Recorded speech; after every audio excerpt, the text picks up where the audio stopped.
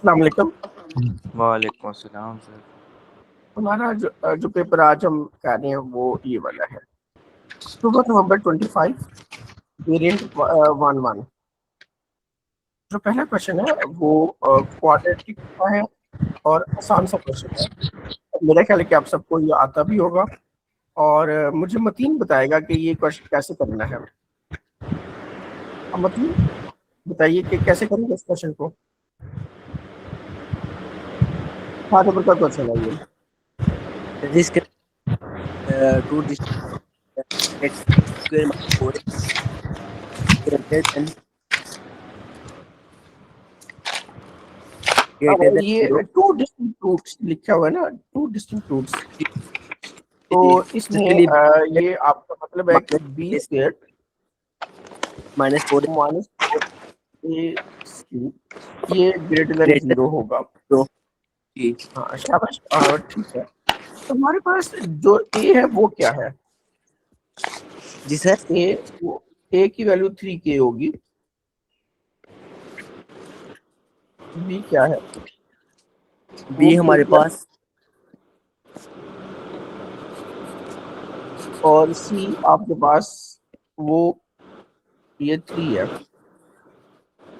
तो ये वैल्यूज आप यहाँ पे पुट कर दें, k + 8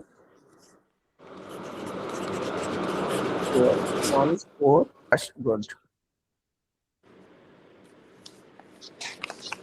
गुड। तो अच्छा, अब आगे क्या करना चाहिए हमें? तो एक्सपेंड करूँ। एक्सपेंड कर लेते हैं। तो ये आपके पास आ जाएगा के square plus 16k plus 4 minus ये कितना आ जाएगा, और ये 16 माइनस 36 ये कितना बन जाएगा? ये -20 बन जाएगा और प्लस 64 0। अच्छा ये देखिए यहाँ पर आपके पास ये जो इसके फैक्टर्स बन सकती है, या इसके मोड 5-3 या जो भी आपको मेथड आता है इसके वो के की वैल्यूज फाइंड करनी है। तो मुझे लगता है कि हम इसके फैक्टर्स बना सकते हैं, के स्क्वायर -16 के। अच्छा ये देखिए ये आपके पास ये वैल्यूज आ जाएंगी के -16, और ये आपके पास आगे यहाँ से 4 को कॉमन लेंगे तो क्या आ जाएगा, के -16। तो ये आपके पास क्या रहेगा, के -16 और के -4। अच्छा ये यहाँ तक इस क्वेश्चन के अगर नंबर देखें तो वो मेरे ख्याल 4 नंबर का क्वेश्चन होगा। यहाँ तक अगर आप करते हैं तो 3 नंबर मिलेंगे। आंसर यहाँ इसके बाद असल काम में है कि आंसर को लिखना कैसे है। ये 2 नंबर आ रहे हैं, एक 4 है, एक 16 है, और बाहर की तरफ जाना है इस तरफ। ये ग्रेटर का साइन है ना, तो इसका मतलब है कि बाहर की तरफ लिखना है। आंसर आपका आएगा x is less than 4 and x is greater then 16। तो ये इनक्वालिटी, ये स्ट्रेट फॉरवर्ड क्वेश्चन था, इसमें इक्वेशन उसने खुद ही बना के दे दी थी। अगर ट्रिकी क्वेश्चन होता तो वो 2 इक्वेशंस वो बना के देता है, एक लाइन की एक कर्व होता और कहता कि ये शो करें कि ये लाइन इस कर्व को 2 जगह पे कट करती है। फिर उनको साइमल्टेनियसली सॉल्व करके एक सिंगल क्वेश्चन बनाते, फिर उसके बाद ये लगाते, तो वो 5 या 6 नंबर का क्वेश्चन हो सकता था। इसका क्वेश्चन टू जो है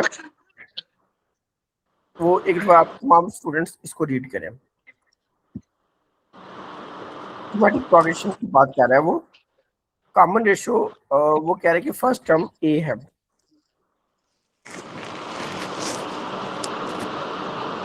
कॉमन रेशो cos थीटा है। थीटा 90 से वो कह रहे हैं कि वो स्मॉलर है, पाई वो 2 से स्मॉलर है। Second term given that second term is 8 and fifth term is 1 by 8. Find the value of theta.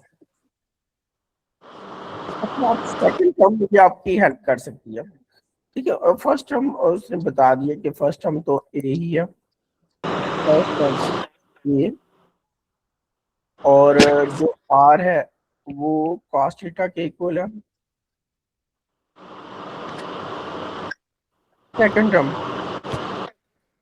A2, ये आपके पास 8 है। फिर फिफ्थ टर्म A5, ये आपके पास 1/8 है। अच्छा, अब A2 का मतलब क्या होता है? A2 का मतलब क्या होता है और A5 का मतलब क्या होता है? A2 का मतलब होता है A R पावर 1, ये A5 का मतलब क्या होता है? A5 का मतलब होता है A R पावर 4, पावर 5, ये फिफ्थ टर्म है तो पावर 4 आ जाएगी, 1/8। ओके, ये दो इक्वेशन है, हमने थीटा की वैल्यू उसने फाइंड करने के लिए कही हुई है। तो ये वाली इक्वेशन जो बन गई है, यहाँ से हम जो है ना वो थीटा फाइंड कर सकते हैं। इनके आर की वैल्यू अगर हम यहाँ पे कास आर की वैल्यू पुट कर दें कास थीटा, तो हमारा वो काम बन सकता है। लेकिन उससे पहले हम एक काम कर लेते हैं, कास थीटा की वैल्यू पुट कर लें, उसके बाद इनको डिवाइड कर दें या पहले ही डिवाइड कर दें। मैं इनको पहले ही डिवाइड करने लगा हूँ। इन दोनों क्वेश्चंस को हम डिवाइड करने लगे हैं। ए आर पावर 4 को मैं ऊपर लिखूंगा और इस तरीके से लिखूंगा। ए आर को डिवाइड करने का फायदा क्या होगा कि जो ये ए है ना, ये कैंसिल हो जाएगा मेरे पास। ए आर पावर 4 ये 1/8 के इक्वल है ना, तो ये दूसरी तरफ 1/8 इधर आ जाएगा, और ये ए आर 8 के इक्वल है, तो ये इस तरफ इधर आएगा। अब देखिए यहाँ पर ये काम हो रहा है कि ये ए से कैंसिल हो रहा है, और ये आपके पास आर इससे कैंसिल हो जाएगा, इस तरफ सिर्फ आर क्यूब बचेगा, और दूसरी तरफ 1/64 आपके पास आ रहा है। अब आर की वैल्यू क्या थी? आर की वैल्यू ये देखिए वो cos थीटा के इक्वल है, तो मैं यहाँ पे लिख सकता हूँ cos थीटा। cos आर की वैल्यू cos थीटा लिखूंगा तो ये cos क्यूब थीटा बन जाएगा 1/64। अब मुझे क्यूब खत्म करना है, cos थीटा is equal to 1/64 cube root या पावर 1/3। तो ये मेरे पास कितना आंसर आ जाएगा? कैलकुलेट से आप देख सकते हैं, cos थीटा ये आपके पास आ जाएगा 1/4। अब cos इनवर्स ले लें, cos इनवर्स 1/4 करें, कितना आंसर आता है? इसके पास है कैलकुलेटर? आप सबके पास कैलकुलेटर होना जी चाहिए। जी जी सर, ये 75.5। कैलकुलेटर का मोड रेडियन में रखना है, क्योंकि ये उसने ये चीज देखे ना रेडियन में दी हुई है, यहाँ पर थीटा को रेडियन में दिया हुआ है, तो आंसर भी हमने रेडियन में देना है। सर ये 1.3। नहीं, आप मुझे पॉइंट के बाद जितने डिजिट्स आ रहे हैं वो सारे लिखवाइए। 1.3181। 1.3181। अच्छा, अब ये इसका आंसर नहीं, दो ये नंबर ये आपको नहीं मिलेंगे, 3 नंबर नहीं मिलेंगे, 2 नंबर मिलेंगे। इस इंस्ट्रक्शन को भी देखना है। Give your answer 3 significant figures. तो 3 फिगर्स यहाँ पे चूज करें, पहली 3 फिगर्स चूज करेंगे। तो पहली 3 फिगर्स इसकी तो ये बन रही है ना, ये वाली, तो इसका मतलब होगा कि मुझे लिखना चाहिए थीटा की वैल्यू 1.32, क्योंकि बाहर वाला डिजिट जो है ना वो 5 या 5 से बड़ा है, 8 है, इसलिए 1.32, ये 1.32 मैंने लिखना है, तो इसके नंबर मुझे तब जाके मिलने हैं। अगर मैं 1.3 लिखूंगा एक नंबर कट जाएगा, मैं 1.31 लिखूंगा एक नंबर कट जाएगा। तो बी केयरफुल, इसके नंबर नहीं मिलने, इसके नंबर भी नहीं मिलने, बस इसके नंबर मिलने हैं। ओके, अब exact value of sum to infinity, sum to infinity का एग्जैक्ट आंसर चाहिए। तो अब सम टू इन्फिनिटी का एग्जैक्ट आंसर फाइंड करने के लिए मुझे ए की वैल्यू चाहिए। तो ए फाइंड हो सकता है किसी तरह से, ए फाइंड हम कर लेते हैं। देखिए मेरे पास ये पता है मुझे, ये आर की वैल्यू पता है मुझे, ये आर 8 होता है, और मुझे आर की वैल्यू भी पता चल चुकी हुई थी। आर की वैल्यू एक्चुअली ये आर ई की तो वैल्यू है, cos थीटा को हमने आर कहा हुआ है ना, ये आर की वैल्यू है, ये ऊपर लिखा हुआ है यहाँ पे r is equal to cos theta. तो आर की वैल्यू 1/4 है, आर की वैल्यू 1/4 है। तो इसमें इस फार्मूले में ये आर की वैल्यू पुट कर दे, ये 1/4 a, और ए की वैल्यू मेरे पास आ जाएगी 32। ओके, अब मुझे सम टू इन्फिनिटी को वो कैलकुलेटर वो फार्मूला शीट में भी गिवन होगा और इस बार में भी आना चाहिए।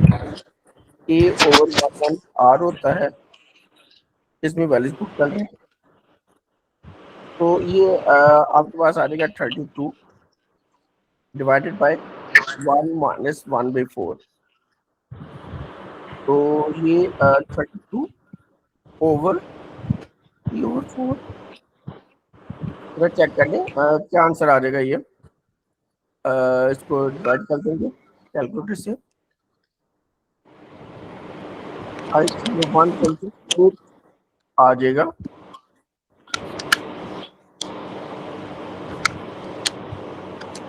(128/3) दैट इज आंसर। तो समझ आ गई प्लीज।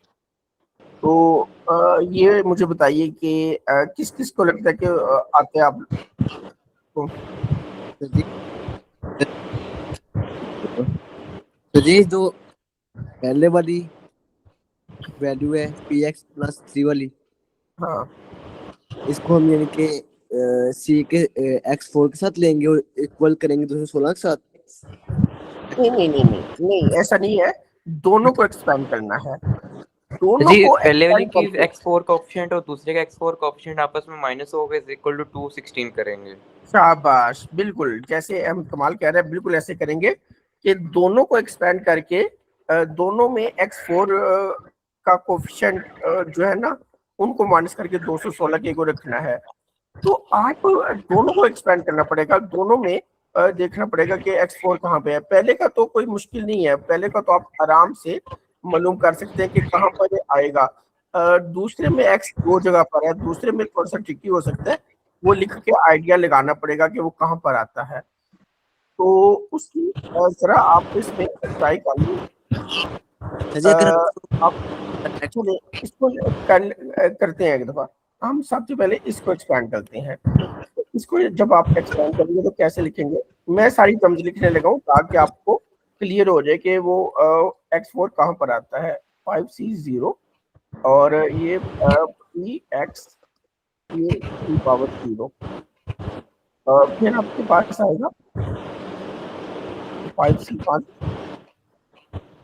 और ये आपके पास आएगा px⁻4 और फिर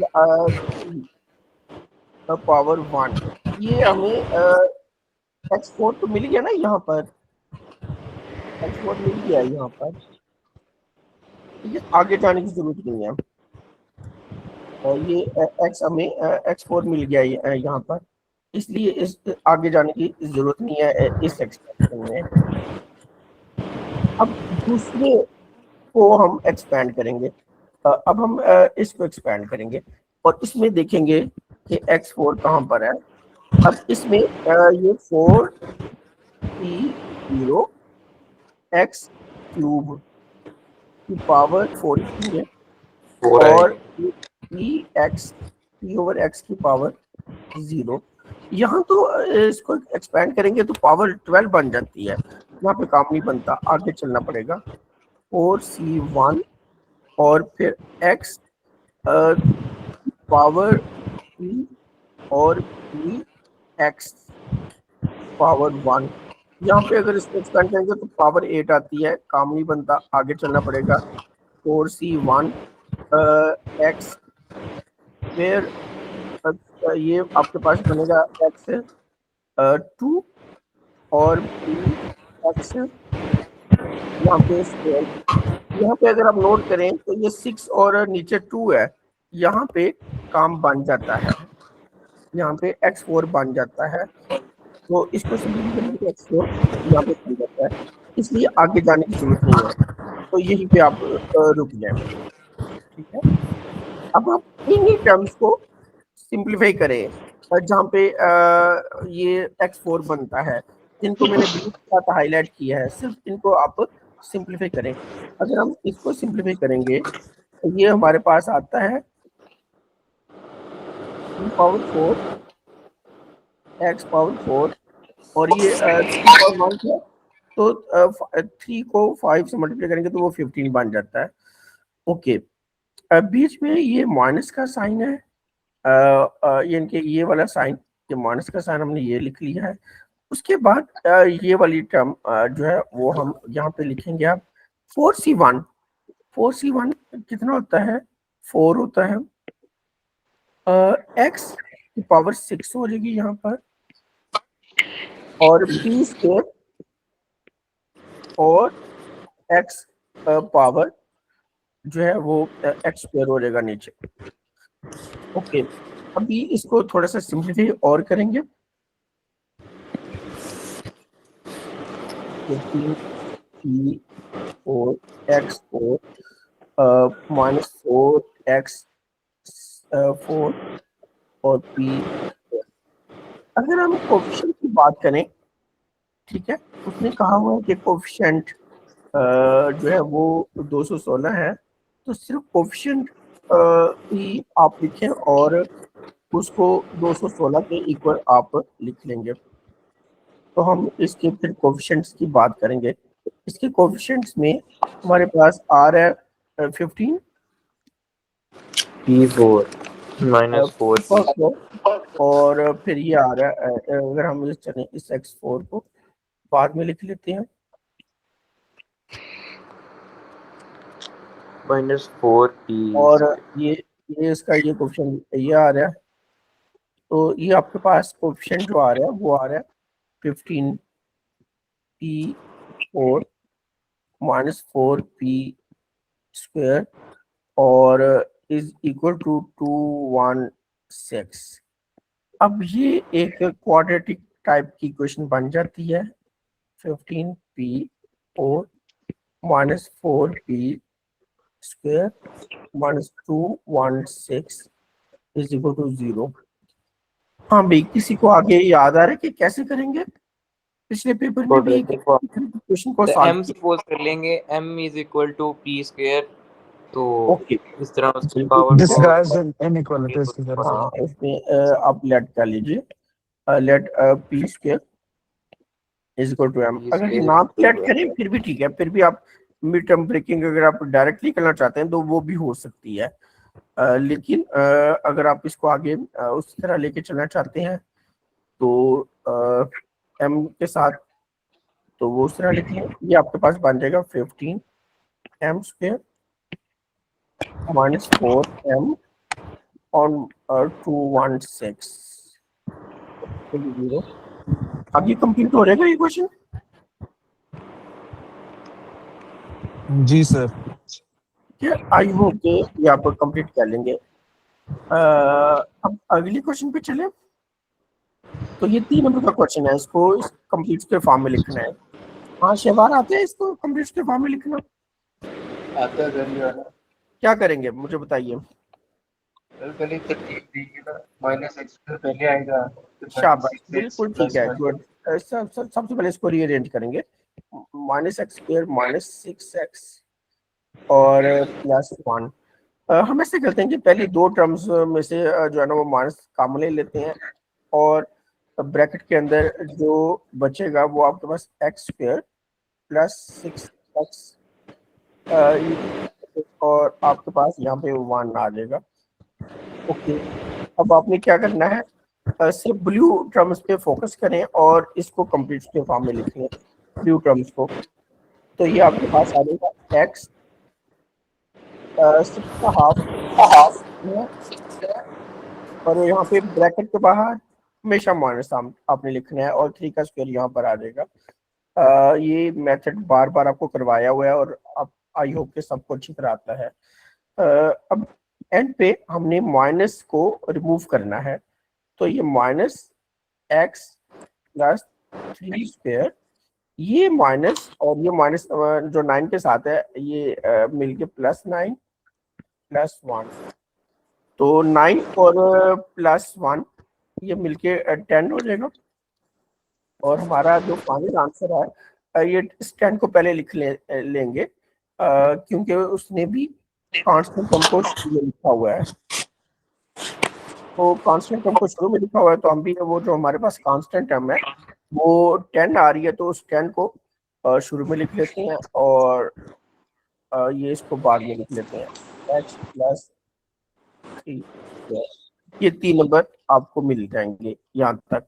आई होप के ये बात अच्छी तरह समझ आ गई है। अच्छा, ये क्वेश्चन 3 नंबर का क्वेश्चन है, तो ये कह रहा है कि ये वाला ग्राफ जो है ये इसमें ट्रांसलेट होके ये बन गया है, इस transform this graph by a reflection followed by a translation. पहले कह रहा है कि रिफ्लेक्शन हुई है, उसके बाद फिर ट्रांसलेशन हुई है, give details of and determine the values of m and n। अच्छा, अब ये जब भी क्वाड्रेटिक की बात करता है ना, तो उसकी ट्रांसफॉर्मेशन को आइडेंटिफाई करने का सबसे बेस्ट वे ये होता है कि आप कंप्लीट स्फीयर फॉर्म को कंसीडर करें। स्फीयर फॉर्म जो हमने बनाई है वो तो ये बनी हुई है, ये वाली +10। अच्छा, अब ये देखें कि क्या क्या चेंज हुए हैं, क्या चेंज हुआ है। अगर रिफ्लेक्शन होगी तो साइन चेंज हो जाएगा ना, इसका साइन चेंज हुआ है। पूरे इक्वेशन अब पूरी यानी कि y का साइन चेंज हुआ है, पूरी इक्वेशन का साइन चेंज होने का मतलब यानी कि y का साइन चेंज हुआ है। y का साइन जब चेंज होता है तो मतलब उसका क्या होता है कि वो रिफ्लेक्शन है x एक्सिस में, x एक्सिस में रिफ्लेक्शन हुई है। ओके, तो अब आप अगर इसको रिफ्लेक्शन इन x एक्सिस करते हैं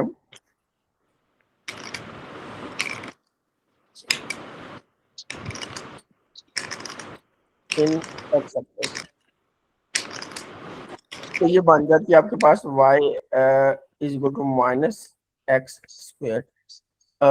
चलिए इसको मैं ब्रैकेट में यूं लिख लेता हूँ। अच्छा, ये आपके पास ये जो मैंने आपको मेथड बताया हुआ था वो ये था कि आप यूं कर लिया करें, y =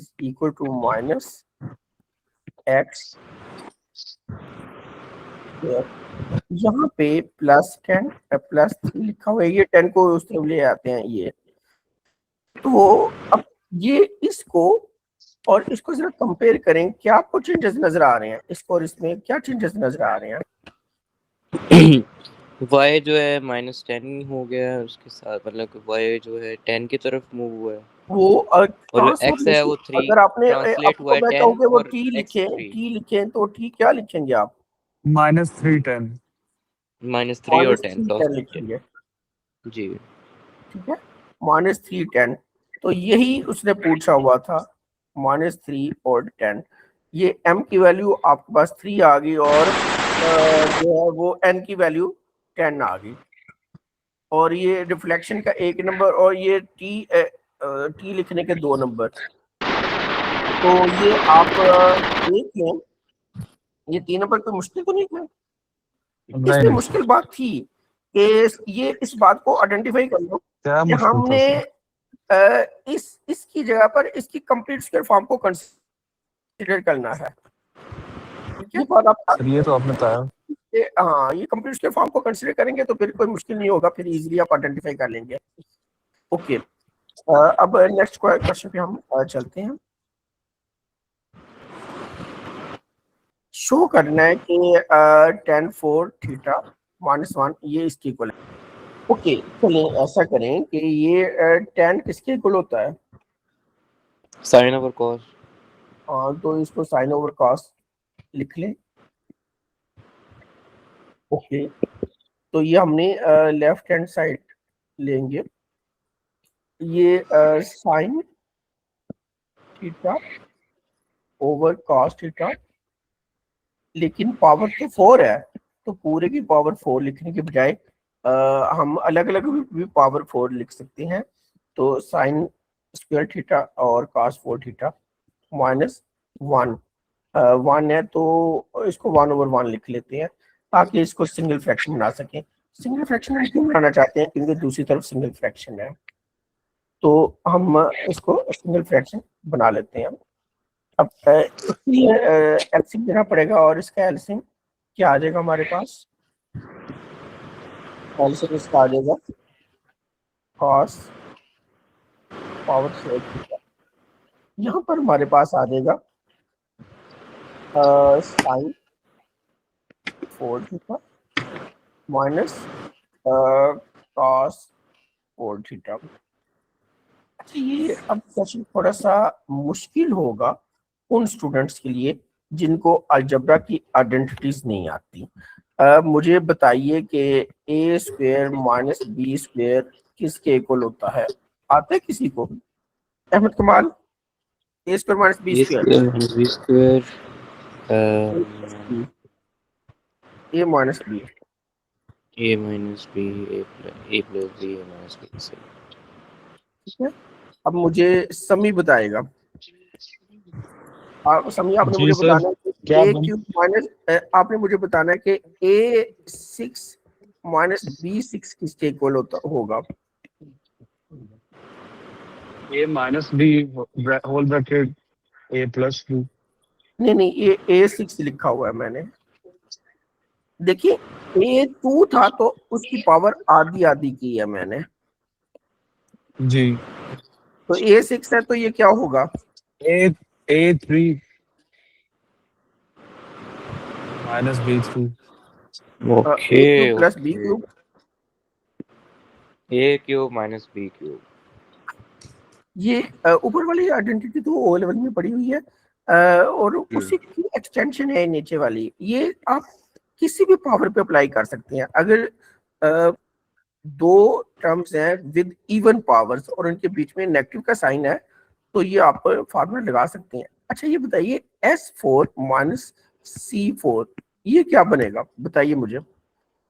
ये S2 माइनस नहीं नहीं S4 है ना से, हाँ S2 C2, S2 plus C2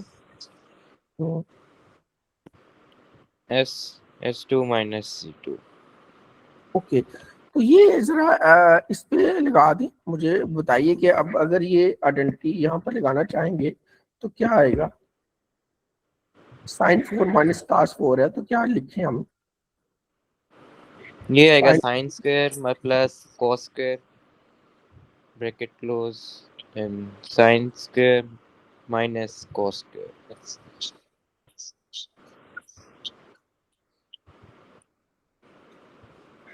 divided by cos 4 theta. Okay, अब मुझे ये बताइए कि ये जो पहली ब्रैकेट है ये किसके इक्वल है? ये पहली वाली तो 1 के। पहली वाली ब्रैकेट तो 1 के इक्वल आ गई। ठीक है, तो चलिए उसको 1 के इक्वल लिख दें। ये पहली ब्रैकेट तो 1 के इक्वल आ गई। नीचे cos पावर 4 थीटा आ गया। हमने जो प्रूफ करना था वो ये चीज प्रूव करनी थी उसमें हमें ऊपर तो साइन मौजूद ही नहीं है, साइन मौजूद नहीं है ना। हम यहाँ से इस साइन को खत्म करेंगे किसी तरह 1 से। minus cos square theta. ये वाला साइन जो है किसी तरह से खत्म कर देते हैं, ठीक है। तो उसकी जगह पे हम लिख सकते हैं 1 माइनस कॉस स्क्वायर थीटा, और वो बाकी ये वाला माइनस कॉस स्क्वायर तो एज इट इज लिखा रहने दें। So pro और voltage. हाँ, ये जो पूरा था ना ये वाला, इसकी जगह पर तो हमने ये वाला मान लिख लिया था। तो ये अगर आप देखें तो प्रूव हो नहीं गया।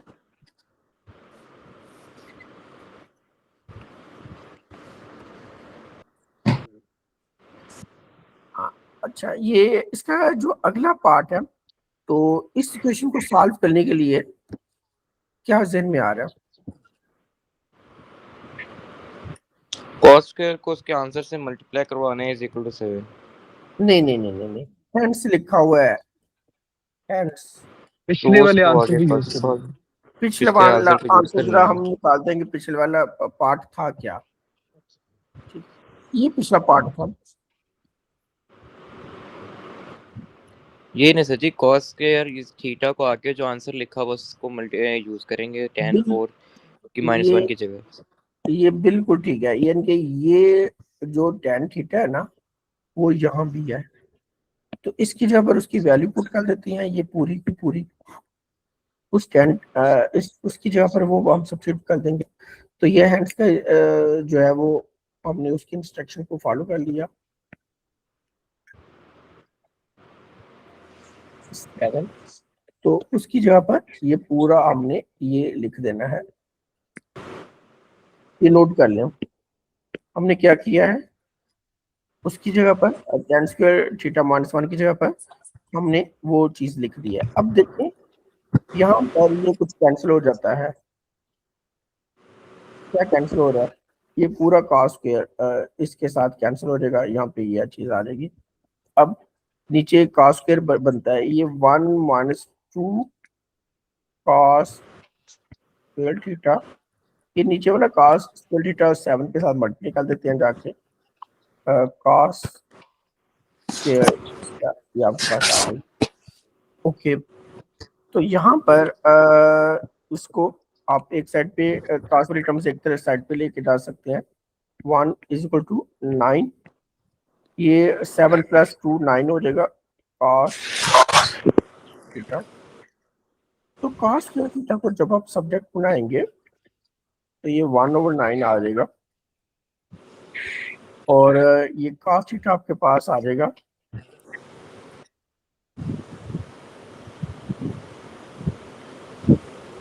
1/3 और प्लस और माइनस के साथ। तो आपने प्लस 1/3 के साथ भी वैल्यूज लिखनी है और -1/3 के साथ भी वैल्यूज लिखनी है, और वैल्यूज आपने इस रेंज के मुताबिक लिखनी है 0 और 180 के दरमियान में। बाकी आंसर तो लिख लेंगे ना क्वाड्रेंट्स का हिसाब रखते हुए। जी जी सर जी। चलें, शाबाश।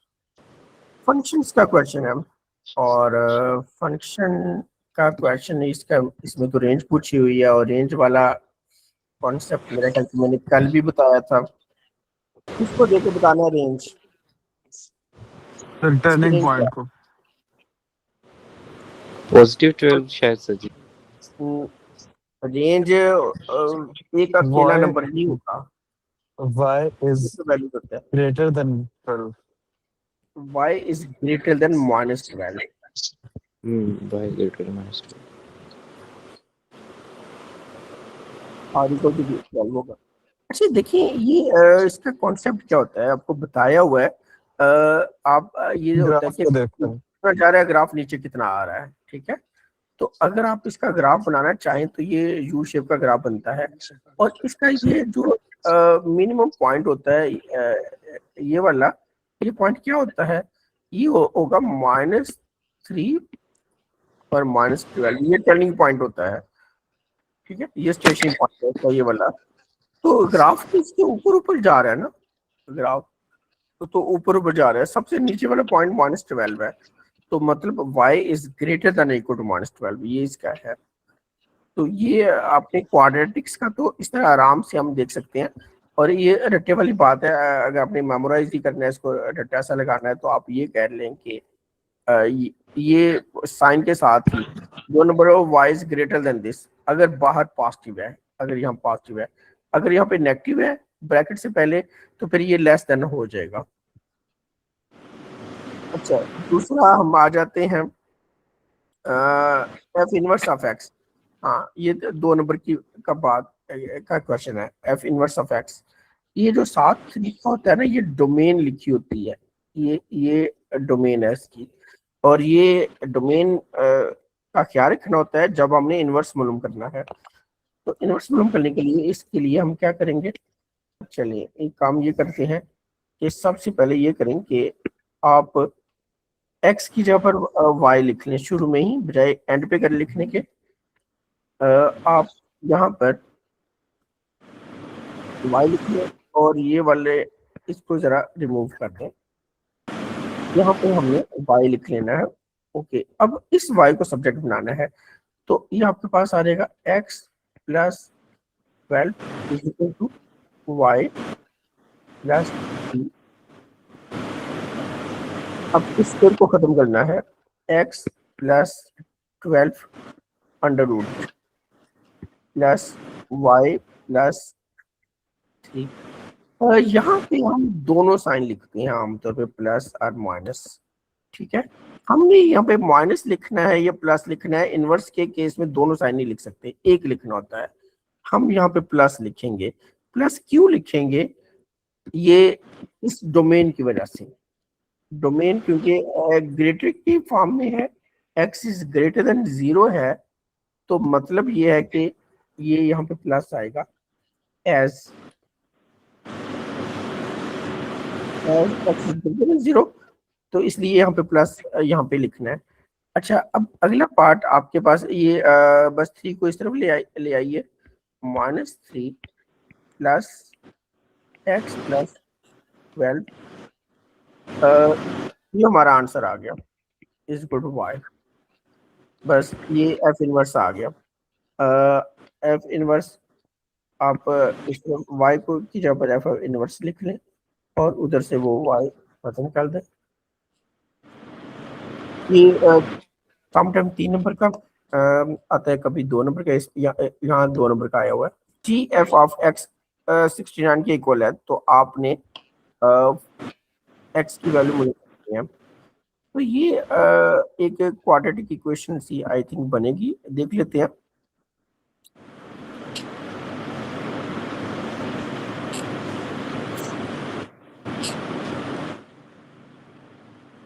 ओके, तो ये आपके पास 2 इक्वेशन जो दी हुई हैं वो ये वाली हैं। इन दोनों इक्वेशन का कंपोजिट फंक्शन आप बनाएंगे और 69 के इक्वल रखेंगे। तो जी के अंदर एफ पुट करना है। जी आपके पास ये वाला फंक्शन,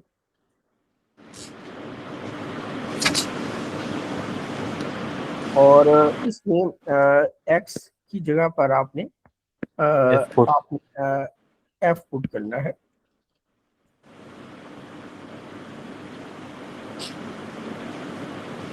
तो यहाँ पे हम ये जी एफ ऑफ एक्स है, तो इसलिए हमें जो है क्या कहते हैं, F of x.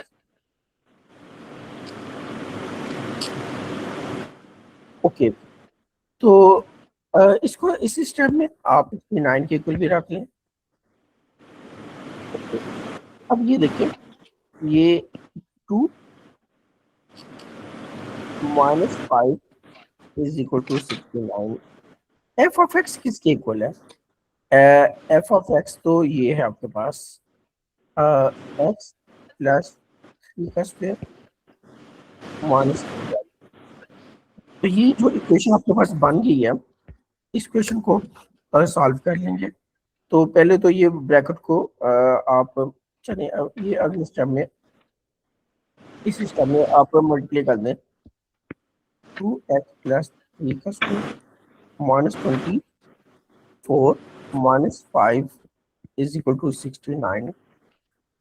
2x plus 3 का square minus 29 is equal to 69। तो ये आपके पास क्या आ जाएगा, x प्लस 3 स्क्वायर 69 प्लस 29। अब बताइए ये कितना होता है, ये 98 सर।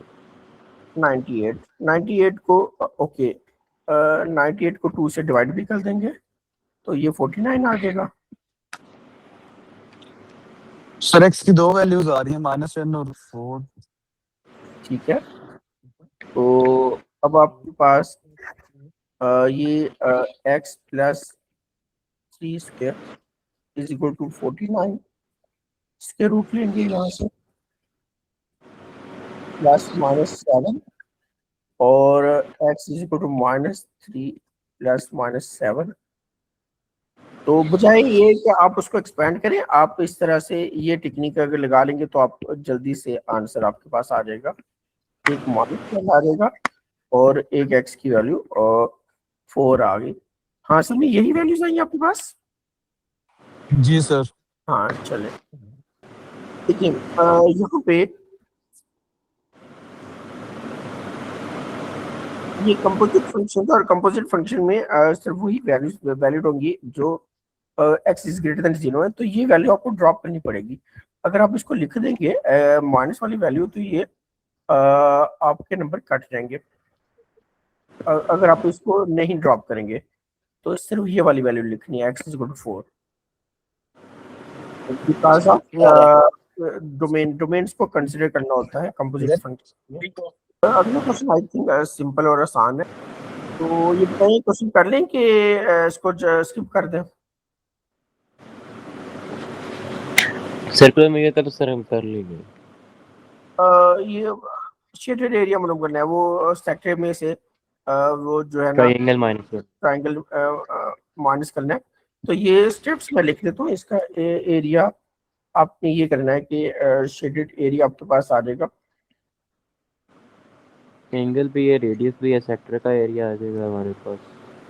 हाफ यहाँ पे हमने वो उसका आर्क लेंथ का भी फॉर्मूला अप्लाई होगा ना इधर। Half R square theta, theta आपके पास है 2 पाई ओवर 3। ये पूरे सेक्टर का एरिया है माइनस ट्रायंगल के area half R square sine 2 pi over 3 half R square sine 2 pi over 3। तो इसको आर स्क्वायर, बस इसको कैलकुलेटर से वर्क करेंगे तो इन टर्म्स ऑफ आर ही आपके पास इसका आंसर आ जाएगा। ये 2 नंबर का था और आगे 3 नंबर का इसका पार्ट ये था कि एक तो ये वाला एरिया आपने याद रखना है, इसको हमने यूज करना है। ये हमारे पास एरिया गिवन है 0.614 आर स्क्वायर। ओके, ये क्या चीज गिवन है, ये आपने ये देखना है। ये D R over D T हमारे पास गिवन है जो कि 0.4 है और मालूम क्या करना है, rate of increase of shaded region. तो आपने ये मालूम करना है of area of shaded region, मतलब बी ए ओवर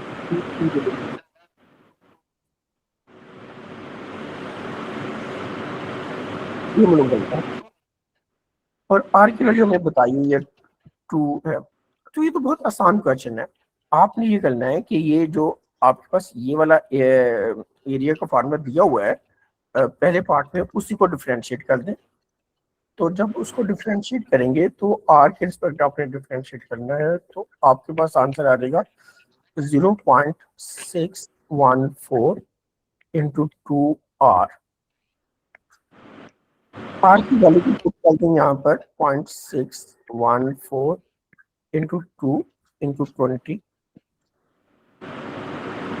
बताइए कि कितना आंसर आ जाता है ये। 24.6 आता है।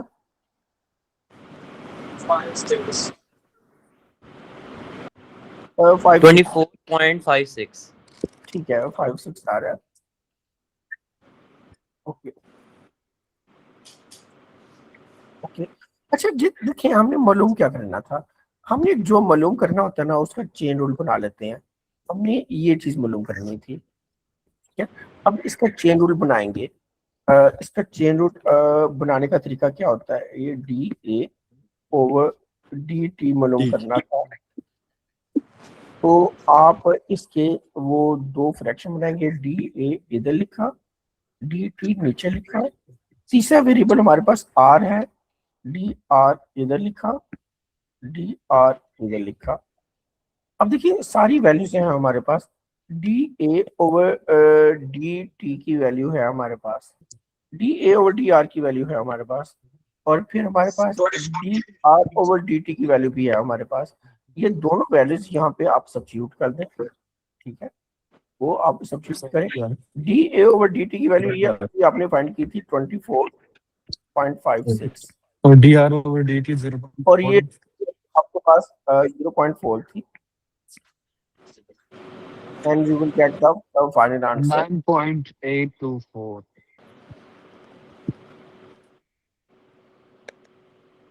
ओके।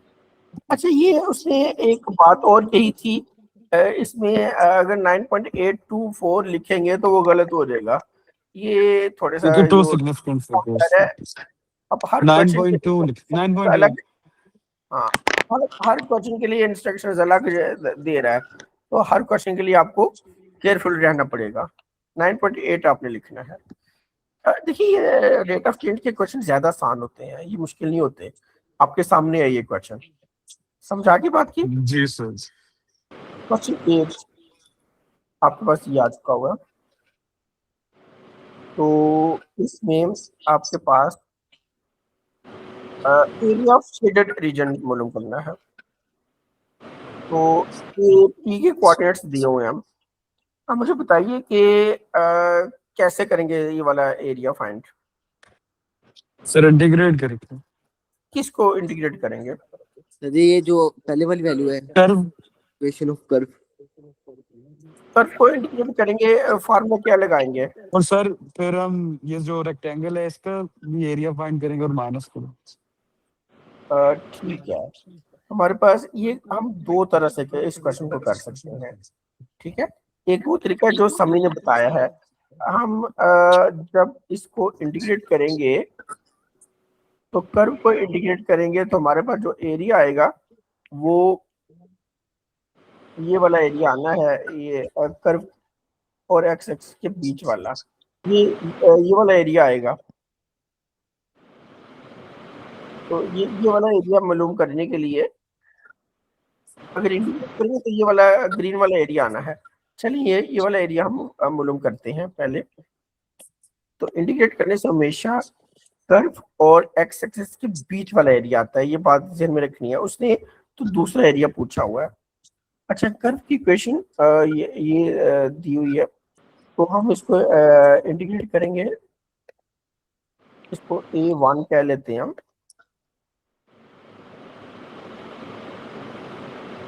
तो half x under root d x, और ये 0 से लेके ये 9 तक, ये 0 और ये 9, हम इसको इंटीग्रेट करेंगे तो ये आपके पास आ जाएगा हाफ एक्स की पावर 3/2 ओवर 3/2, 0 से 9। तो ये इसको थोड़ा सिंपलीफाई कर लेते हैं, एक्स की पावर 3/2 ओवर 3 आ जाएगी, 0 से 9। पहले हमने 9 पुट करना है, तो 9 पावर 3/2 ओवर -0। तो ये आई थिंक हमारे पास आंसर है, कितना आ जाएगा? 9 ही आएगा सर। 9 आ जाता है ना? ओके, जी तो अब अगर हम पूरा एरिया मालूम करना चाहते हैं तो ये पूरे रेक्टेंगल का एरिया आ जाएगा, ये वाली साइड 9 है, ये 1.5 है, 3/2 का मतलब 1.5, तो ये वाला इसको हम A2 कह लेते हैं, तो A2 हमारे पास आ जाएगा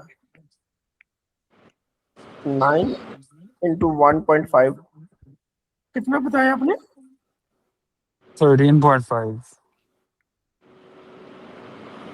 13.5 आ गया। ओके, तो अब रिक्वायर्ड एरिया फिर कितना आ जाएगा?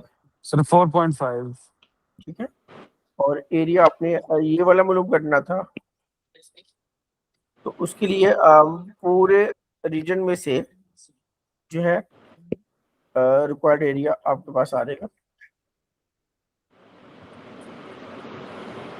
वो 13.5 पूरे रेक्टेंगल में से वो ग्रीन एरिया माइनस कर दिया तो 4.5 आ जाएगा। इसको ना एक और तरह से भी हम कर सकते हैं, वो ये है कि इसको आप डायरेक्टली अगर करना है तो इंटीग्रेटिव आप ना ये फार्मूला लगाने के बजाय y ये, एक्सिस के अलॉन्ग। हाँ, ये आपने अभी फार्मूला लगाया था वाई डी एक्स किया था ना, तो आप उसको एक्स डी वाई इस तरह से इंटीग्रेट कर लें। उस केस में आपने ये वाली लिमिट्स लगानी है 0 से 3/2, उसमें से फिर आपको ना वो 3/2 का मतलब 1.5, अच्छा वो आपको फिर ना वो नहीं करना पड़ेगा, सब्ट्रैक्ट नहीं करना पड़ेगा, तो ये आपके पास ये इसमें एक्स को सब्जेक्ट बनाना पड़ेगा, ये आपके पास आ जाएगा एक्स 2y, और ये एक्स अंडर रूट, और एक्स आपके पास आ जाता है एक्स की वैल्यू आ जाएगी 4y², और 0 से 1.5 dy, अगर आप इसको भी इंटीग्रेट करेंगे डायरेक्टली तो वही आंसर आ जाएगा, तो ये कोई भी अप्रोच लगा सकते हैं। ओके, इसके अगले पार्ट को देखते हैं हम, कह रहे कि वो इस रीजन को y एक्सिस के अराउंड रोटेट किया गया है, तो अगर इसको y एक्सिस के अराउंड रोटेट किया गया है तो जो वॉल्यूम बनता है वो एग्जैक्ट वॉल्यूम आपने मालूम करना है।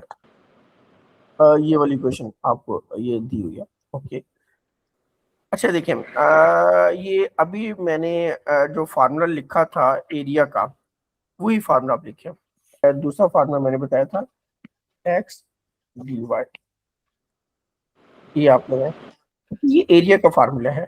जब इस ये वाला एरिया मालूम करना हो कर्व एंड वाई एक्सिस के बीच वाला, तो वॉल्यूम का फार्मूला भी अगर हम ऐसे ही लिख लें एक्स डी वाई, तो बस ये करें कि एक्स के ऊपर स्क्वायर लिख लिया करें और ये बाहर पाई लिख लिया करें, तो ये वो वाला फार्मूला बन जाता है जब कर्व को वाई एक्सिस के अराउंड रोटेट करेंगे। ठीक है, और ये दूसरा फार्मूला मैं लिख देता हूँ, अगर आपने मालूम करना हो area between curve and x axis, तो हमारे पास ये फार्मूला होता है डी एक्स, और वॉल्यूम का फार्मूला होगा वाई डी एक्स, तो यहाँ पे हम स्क्वायर और बाहर वाई, ये वॉल्यूम के फार्मूले याद कर लें। ये है अगर हम कर्व को एक्स एक्सिस के अराउंड रोटेट करें, और ये तब है अगर कर्व को वाई एक्सिस के अराउंड रोटेट करें। ये दोनों केसेस आप नोट कर लें और याद रख लें। ओके, अब हम जो है ना इसमें जो फार्मूला हमारा लग रहा है वो मैं यहाँ पे लिखा रखता हूँ, और बाकी मैं रोटेट ये साफ करने लगा हूँ। तो ये फार्मूला आपके पास, और एग्जैक्ट क्या है मतलब डेसिमल में आंसर्स नहीं लिखने आपने। आपने सबसे पहले y की वैल्यू मालूम करनी है, सॉरी x की वैल्यू मालूम करनी है। ये जो वॉल्यूम है ये 0 से शुरू होके 1.5 या 3/2 तक जा रहा है। x स्क्वायर, अगर हम इस इक्वेशन को रीअरेंज करते हैं, ये 2y is equal to x under root आता है, और अगर आप इसमें एक्स को सब्ट्रैक्ट बनाते हैं तो ये 4y²। अब ये एक्स की वैल्यू यहाँ पे हमने सब्स्टिट्यूट करनी है। यहाँ पर एक्स की वैल्यू सब्स्टिट्यूट करेंगे, एक्स की वैल्यू 4y² है, तो 4y² जब यहाँ पे हम पुट करेंगे तो एक और स्क्वायर आ रहा है यहाँ पर। अब इसको सॉल्व करेंगे 5, और ये आपके पास आ जाते हैं 16y4dy। ये 16 बाहर आप लिख लें, और ये लिमिट्स 3/2 तक है। ओके, ये 16 पाई 0 से 3/2 y⁴ dy। ओके, अब आपने इसको इंटीग्रेट करना है। इसको इंटीग्रेट करेंगे तो आपके पास क्या आ जाता है, 16 पाई को तो एज इट इज लिखें, y⁵ ओवर 5, ये 0 और ये 3/2। ओके, 16 पाई एक दफ़ा आपने y की जगह ये लिख देना है 3/2 पावर 5 ओवर 5, दूसरी दफ़ा 0 लिखेंगे 0 ओवर 5, इस दफ़ा एक एंड गेट द आंसर। तो ये आपका अगर 4 नंबर का क्वेश्चन कंप्लीट हो जाएगा। इसको कैलकुलेटर से आपने सॉल्व कर लेना है। तो आप बता सकते हैं क्या आंसर आएगा? 243 बाय ओवर डिवाइडेड बाय 10। हाँ ठीक है जी आंसर। हाँ भाई, इस क्वेश्चन में देखिए फार्मूला बस याद रखना था आपने, और इसमें कोई मुश्किल बात नहीं थी।